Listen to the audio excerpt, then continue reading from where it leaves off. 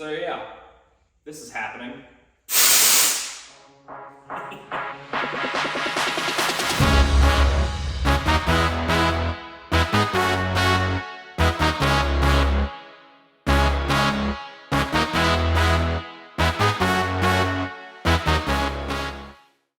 Welcome back to another upload, guys. It's been about a week since the arm drop drags, which was a great time. I said that plenty in the last video, but regardless, it was a great time, and I want everybody to know that. I think everybody needs to go next year. I'm looking forward to 2025. Anyways, I did a little thing off camera because I wasn't sure how it was gonna go, but I think it turned out okay. If you look, my bumper's a little bit longer. I made a little lower valence for it. I saw a lot of cars at the arm drop drags with those. I think they look cool. So I wanted to see how it would look on this, and nobody makes one, so I had to make my own. And it's braced a lot with flat stock and tubing to kind of help it maintain structure at 120 plus. It might work, it might not, but I think it looks pretty cool, and I got like 20 bucks in it, so we're gonna see what it does. But we got bigger stuff planned. Let me show you guys that. So my friends over at Gen 2 Garage, I've known them for a little while. I've known Tommy longer and just recently met Allison. Either way, great people. But we were talking one day, and they had a deal with Nitrous Express, and they explained to me that Nitrous Express sent them a nitrous kit and said, hey, we want you guys to have this, but there's a caveat. That caveat was the kit they currently had that was on Allison's Dart, they needed to give it to somebody. They weren't allowed to charge for it, they weren't allowed to do anything, but give somebody this kit. And I don't know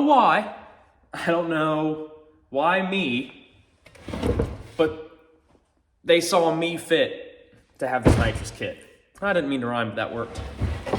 But yeah, I can't say thanks enough. This is a huge deal, to me at least. I know to them it's probably not a huge deal, but to me it's a pretty big deal. I think it's pretty awesome. I appreciate them a ton for it. Actually, I bought a bunch of stickers. I bought some stickers and a t-shirt, and I figured I might as well have to put a Gen 2 Garage sticker on the bottle that they gave me. And they didn't just give me a bottle. Like I said, they gave me the whole kit. It's like, here's the plate and the solenoids. They gave me some jets to get started. Let's see what else. Jets, some wiring, obviously. But they gave me just about everything that I need. I needed to get the relay for it. That's more of a me preference thing. And I also got a, if I can find it. Oh, there it is. Fuel pressure safety switch. Because with this truck being on E85, I want to run a standalone fuel system for it. Get like a gallon tank and put 110 in it and mix that with the nitrous.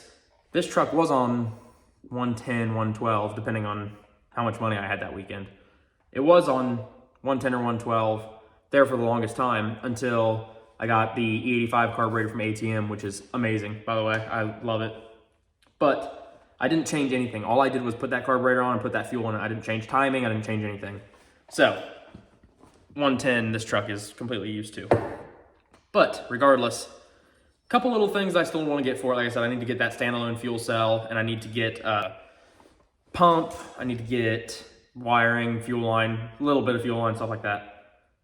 But this is going to be one of the winter projects. I got plenty of winter projects going on, but this is definitely going to be the most fun one.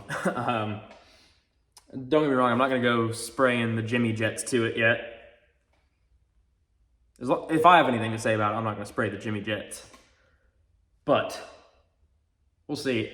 Mainly looking for something just to pick the truck up a little bit, right? So this truck, when we dynoed it with a dual plane intake and a 850 gas carburetor. Since then, we've changed to a single plane and a 950 and E85. From past experiences on the dyno with mine and my friend's motors, we have noticed with just an E85 change, anywhere from like a 20 to 50 horsepower and torque increase. With that being said, I also changed the single plane intake. I changed from a dual plane to a single plane intake. So now this motor can actually RPM pretty well. It's got a lot more airflow.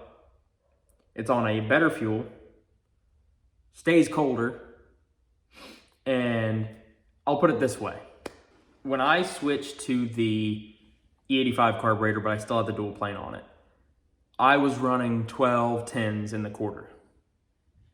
In a 4,000 pound truck, I'll take it. Whatever, I'm happy. As soon as I switched to the single plane, to the point where air could actually flow straight into the cylinders and it wasn't crossing over and doing all this weird stuff, it went from 1210s, like I said, in the quarter to, I think right off the trailer, it was like 1185 immediately.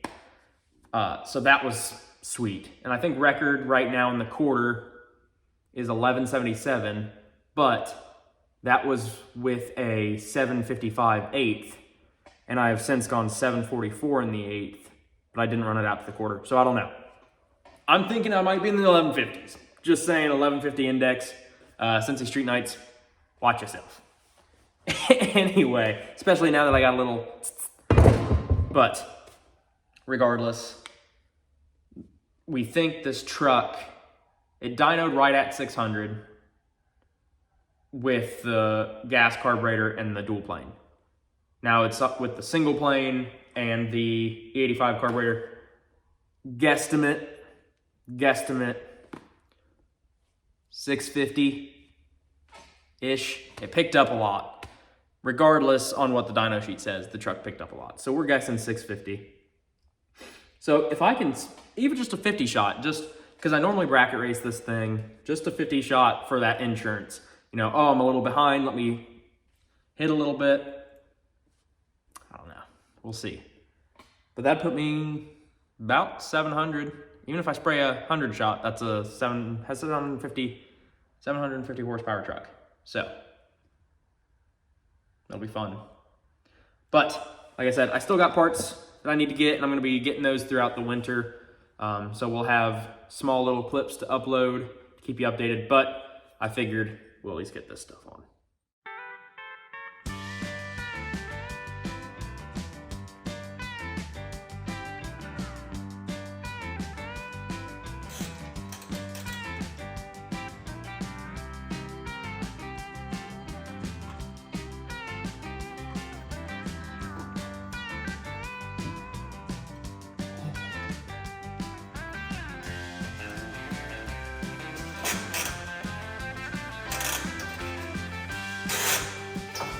Show y'all. Look at that airflow, bud. Air flow straight in there. All for that.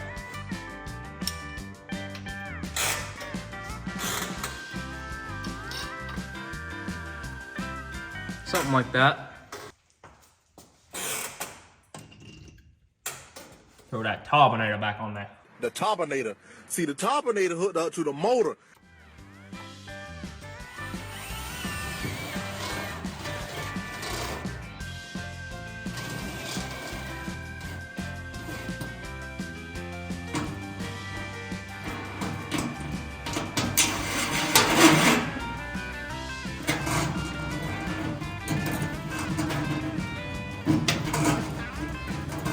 A little bit of a tight fit.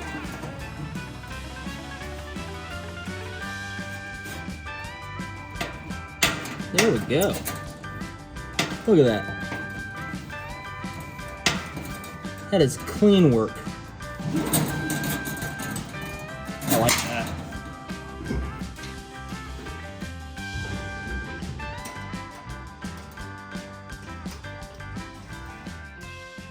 So with that plate being installed, that's pretty much the extent of what I'm getting done with this kit.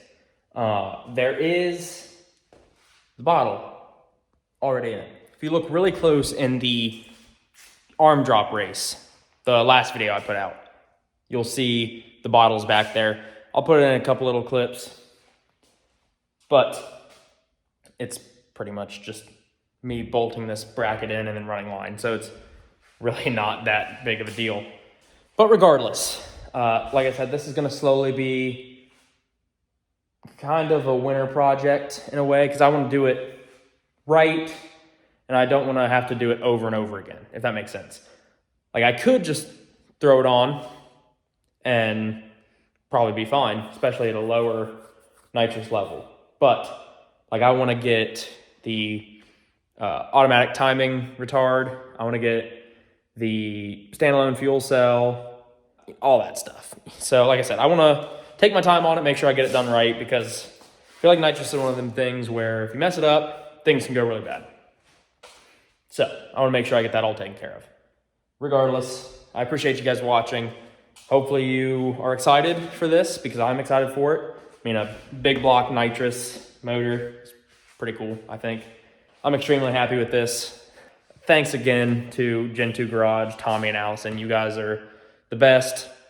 Like I said, I don't know what I did to deserve the nitrous kit, but regardless, I appreciate you guys.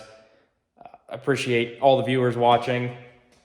And yeah, let's see what this truck can do next year. With a little bit of we'll see you guys. Have a good one.